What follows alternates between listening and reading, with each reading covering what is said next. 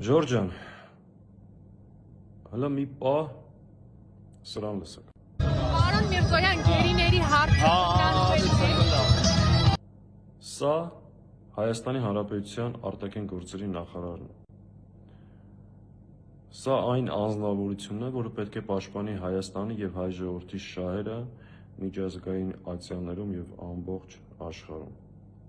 Ու տեսեք ինչպես է արտահայտվում գերիների մասին։ Լսի, Արարատ կամ ըստ Նիկոլի Արագած, դու ամոթ, բարոյականություն, պատասխանատվություն, գոնե մի գրամ ունես, այսինքն ձեր գործունեության, անձամբ նաև քո գործունեության արդյունքում այսօր այդ մարդիկ գտնվում են Բաքվի բանտերում։ Նրանք ոչ ահաբեկիչ են, ոչ էլ հանցագործներ, նրանք դատվում են բացառապես նրա համար, քանի որ հայ են։ Նրանց դատելով այսօր Ադրբեջանը դատում է առհասարակ հայ ժողովրդին։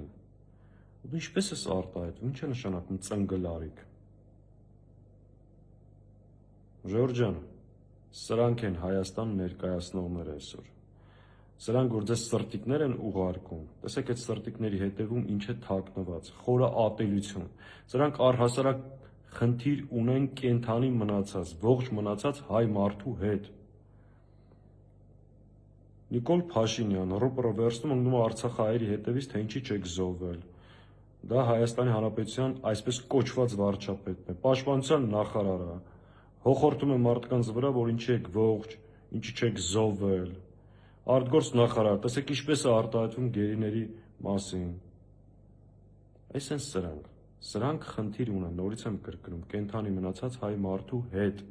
հայկական ինքնության հետ։